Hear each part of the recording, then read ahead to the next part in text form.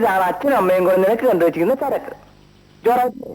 പാപ്പാ, അപ്പൊ സാറിന്റെ കയ്യിൽ എഴുത്തു കൊടുക്കണ്ടേ? അത് ഞാനങ്ങ് മറന്നു. വാ. വരണം വരണം. നമസ്കാരം. ഞങ്ങൾ കുറെ നേരമായി പ്രതീക്ഷിക്കാണ്. ഇരിക്കൂ. യാത്രയൊക്കെ സുഖമായിരുന്നു? പ്രത്യേകിച്ച് സുഖമില്ലായിരുന്നു. ഗോമതി, അവര് വന്നു. മോളെ വിളിക്കേ. ശ്രീധരന് അമ്മയെ കണ്ട ഓർമ്മയില്ല അല്ലേ? ഇല്ല. അവർ രണ്ടുപേരും ഇവൻ കൊച്ചായിരുന്നപ്പോഴേ മരിച്ചു. ഇനി അച്ഛന്റെ അമ്മയുടെ സ്ഥാനത്ത് ഞങ്ങളുണ്ടല്ലോ. ശ്രീധര, അമ്മാവനും അമ്മായിയും വന്ന് മോളെ കണ്ട് കാര്യങ്ങളൊക്കെ തീരുമാനിച്ചിട്ടാ പോയത്. എന്നാലും ഞാൻ നിർബന്ധമായി പറഞ്ഞു ശ്രീധരൻ വന്ന് മോളെ കണ്ട് ഉറപ്പിച്ചാ മതിയെന്ന്. അതല്ലേ അതിന്റെ മോറ. പിന്നെ ഇത് സാറിനുള്ളൊരു കത്ത്. അമ്മാവൻ തന്നയച്ചതായിരിക്കും അല്ലേ? ഇതാണ് എന്റെ മോള് രാധിക.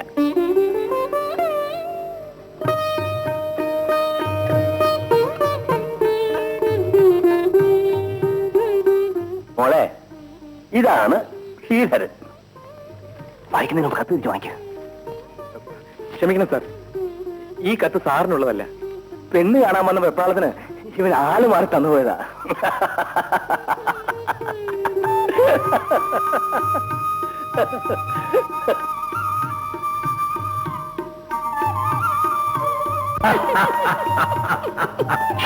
അമ്മായി പെണ്ണിനെ പറ്റി പറഞ്ഞു കേട്ടപ്പോ സത്യത്തിൽ ഞാൻ വിശ്വസിച്ചു പോയി.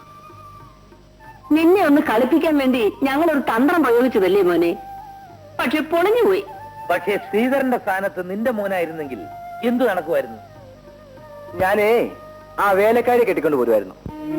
ഒന്നുമില്ലാത്തവളായോണ്ട് അവളുടെ ആഭരണം വിറ്റുന്നെന്ന് അച്ഛൻ പരാതി പറയില്ലല്ലോ. നിനക്ക് എല്ലാ കാര്യത്തിലും ഇങ്ങനെ ഒരു തലതിരിവേ തോന്നുന്നുള്ളൂ അല്ലേടാ? എന്തിനാ അതും ഇതൊക്കെ പറയുന്നത്?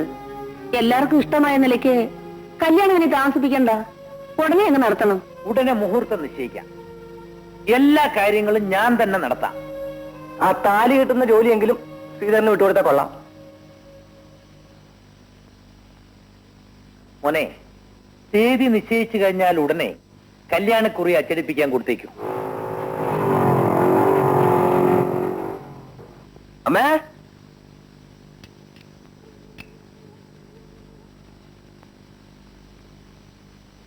ദാ പ്രസാദം. അമ്മ പറഞ്ഞതുപോലെ പുഷ്പാഞ്ജലി കഴിപ്പിച്ചു.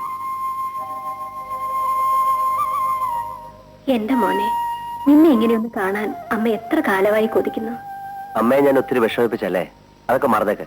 അമ്മ ഇനി ഒരു വര വരച്ചേ, അതിനപ്പുറം ഞാൻ ഇനി കിടക്കില്ല. പോടാ, വരെയൊന്നും വരയ്ക്കുന്നില്ല. നീ കല്യാണമൊക്കെ കഴിച്ച് സന്തോഷമായിട്ട് ജീവിക്കുന്ന കണ്ടാ മതി എനിക്ക്. ചേട്ടാ, പ്രസാദം. വേണ്ട ഭാനു, രാധികയുടെ വിവാഹം നിശ്ചയിച്ചു. അതിന് ഗോവിന്ദപിള്ള ഇവിടെ വന്നില്ലല്ലോ. വന്നു, പയ്യനെ കണ്ടു, വിവാഹം ഉറപ്പിക്കുകയും ചെയ്തു. പക്ഷെ ഇവനല്ല വരൻ. ചേട്ടാ, ഗോവിന്ദപിള്ളയുടെ മകൾ രാധികയെ അറക്കൽ ശങ്കരൻ നായരുടെ അനന്തരവൻ ശ്രീധരൻ 7-ാം തീയതി കാലത്ത് 9 മണിക്ക് ക്ഷേത്രത്തിൽ വെച്ച് കല്യാണം കഴിക്കുന്നു. അതിനുള്ള ക്ഷണക്കത്തായത്.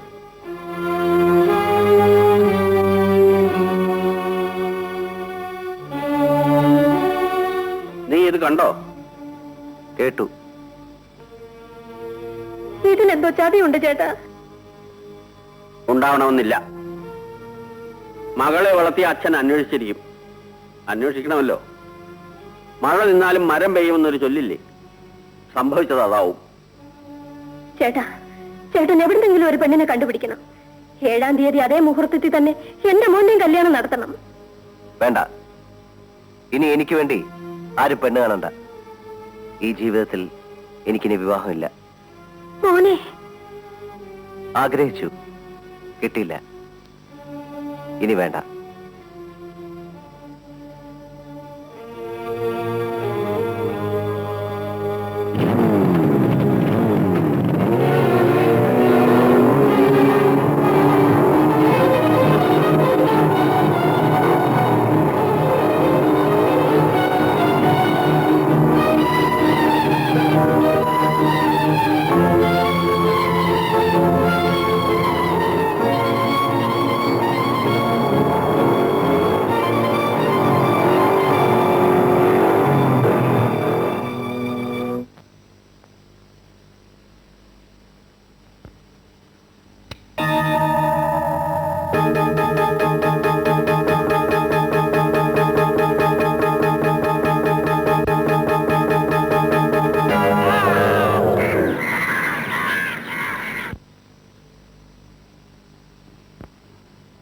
മിടുക്കൻ മിടുക്കൻ.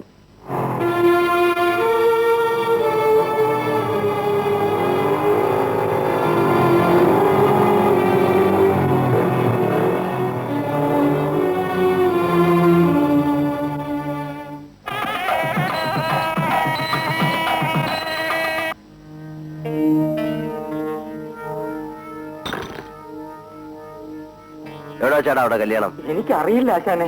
അറിയില്ലേ? പറയടാ. അമ്പലത്തിൽ വെച്ചാണേ. കേരള വണ്ടിയില്ലേ? എങ്ങോട്ട് പോകുന്നു? അവിടെ കല്യാണത്തിന്. അത് കലക്കണോ ആശാനെ? കേരള.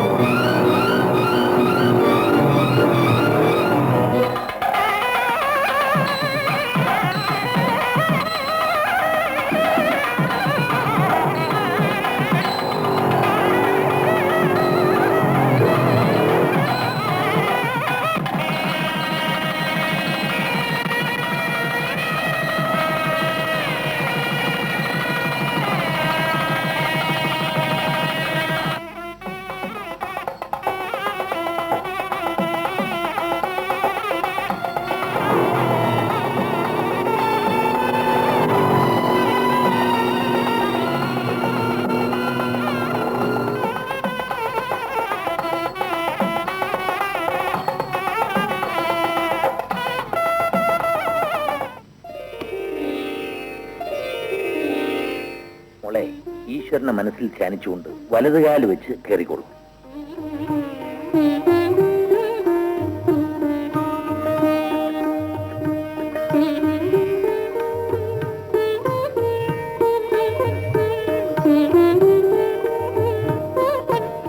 ഇനി നിങ്ങൾ സന്തോഷമായി ഇവിടെ ഒരു കുടുംബജീവിതം ആരംഭിക്കൂ. വലിയ വീടും രണ്ടാളുമായതുകൊണ്ട് ആദ്യമൊക്കെ അല്പം വിഷമം തോന്നും. എന്ത് വിഷമം? പരസ്പരം മനസ്സിലിണങ്ങി കല്യാണം കഴിക്കുന്ന പുതിയ തലമുറയ്ക്ക് അവര് മാത്രമുള്ള വീടാണ് ഇഷ്ടം. അല്ലേ ശങ്കരൻ നായര്? ഈ കിഴവികൾക്ക് ഇത് വല്ലതും അറിയാവോ പോയിന്ന പിള്ളേ? അതുകൊണ്ട് ഇനിയുള്ള ചടങ്ങുകൾ ഇവർക്ക് വിട്ടുകൊടുത്തിട്ട് നമ്മൾ വേഗം സ്ഥലം വിടുന്നതാണ് നല്ലത്. അതങ്ങ് മനസ്സിലിരിക്കട്ടെ. ഏതായാലും പാല് കാച്ചി കുടിച്ചിട്ട് ഞങ്ങൾ പോകുന്നുള്ളൂ. മോളെ